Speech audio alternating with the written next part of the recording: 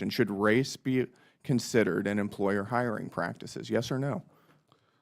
I believe that diversity ought to be considered as companies and other organizations attempt to reflect their customers, I'll take that as a yes. our country. I'll take that as a yes. Which race do you think should be preferred? I do not think that a single race should be preferred. You just said that you believe that race should be considered in employer hiring practices. I don't know. There's going to be a transcript of this hearing. I didn't say that in that way. Okay, why don't you explain what you believe?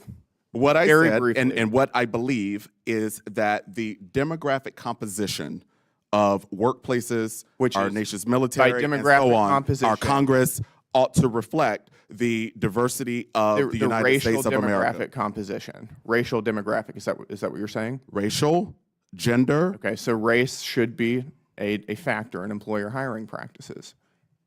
Yeah, that's what you're saying, is it not? Organizations ought to attempt to match the diversity of their... You're hopping around the question. No, you don't I am answering quite straightforwardly, as a matter of fact. Who gets to determine which races are preferred?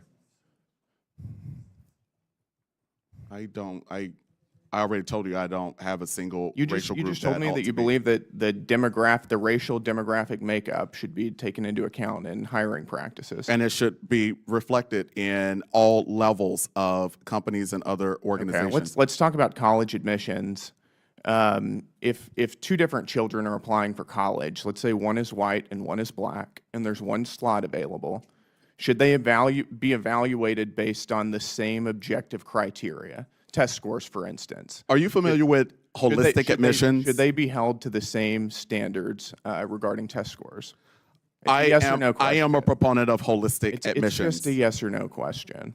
Yeah, no, I can't answer that question for you as a proponent of holistic admissions. Got it. I'll take that as a no.